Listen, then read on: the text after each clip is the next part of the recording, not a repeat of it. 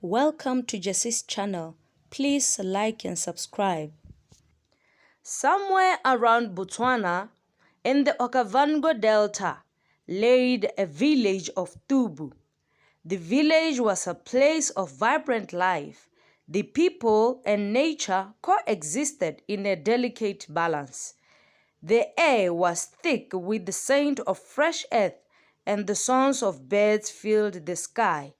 The villagers lived off the land, growing crops and herding cattle. Their lives intertwined with the seasons, but as time passed, a change began to take hold of Tubu, a change brought on by the carelessness of the villagers. The people of Tubu had always been proud of their prosperity.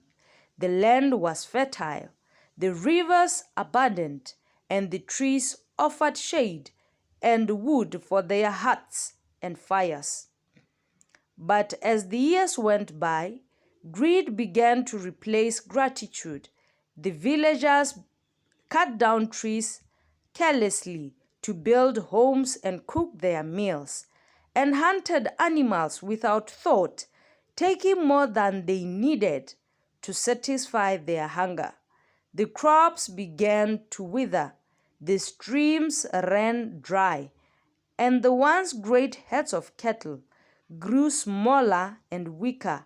Yet the villagers did not see the connection between their action and suffering of the land. One afternoon, after a particularly brutal dry season, a strange event occurred. A star fell from the sky, its light streaking across the horizon, and it landed with a deafening crash in the middle of the fields. It was not a stone, but a glowing, pulsating ball of light, a radiant star that hummed with an energy no one had ever felt before. The fields where it landed, once teemed with crops, turned to dust. The soil, once rich and fertile, became barren and cracked. The villagers were frightened, but they had no idea what to make of the star. They gathered around it, curious yet cautious. But the star's light only seemed to grow brighter, more intense. It felt as though the very air had changed, thick with a sense of dread. As days passed and the crops continued to fail, the elders grew anxious. The once joyful village was now a place of worry and the hunger. The rivers had dried up, the trees were bare, and the animals that once roamed the land had all but disappeared, one by one. The villagers began to lose hope. It was then that a wise old man known as Modisa Utsile, who had lived through many seasons and seen the rise and fall of villages, came forward. His skin was weathered by years of sun and wind, his hair silvered like the moonlight. He had seen the signs and understood what had happened. "Do you not see?" Modisa Utsile said, his voice low and filled with sorrow. "This star is not a blessing. It is a punishment. It is the spirit of the land, angry for what you have done. You have taken too much. You have forgotten the ways of balance." The villagers listened, confused, but Modisa Utsile continued. His eyes gleamed with ancient knowledge. "You have killed without care, cut down trees, hunted the animals to the brink of extinction. You have treated the land as if it is yours to command, not a gift to protect. The star has come to remind us of our duty to honor and conserve the earth or face its wrath." The chief, a strong and wise man, named Batsile called for a gathering of the village elders.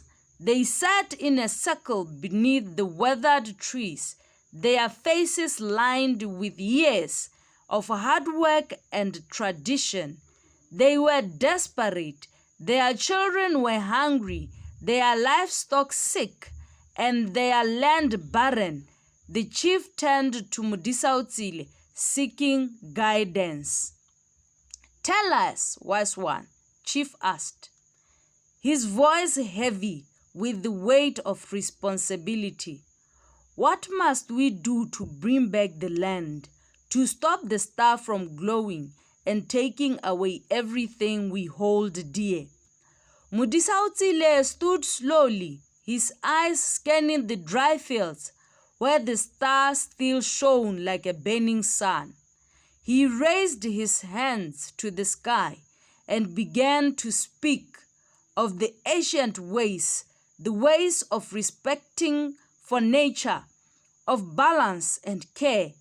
"We must restore what has been lost.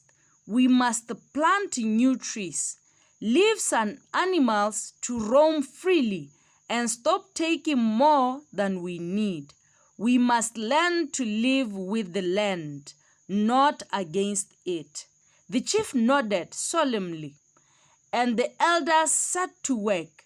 They called on the villagers to gather, to plant new trees where the old ones had fallen, to dig new wells and share water with care.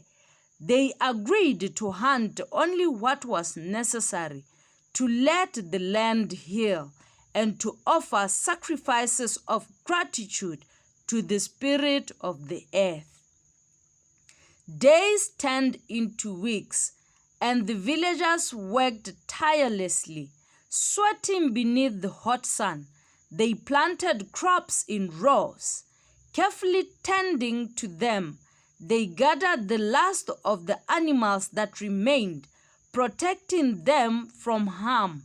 Slowly, the land began to show signs of recovery.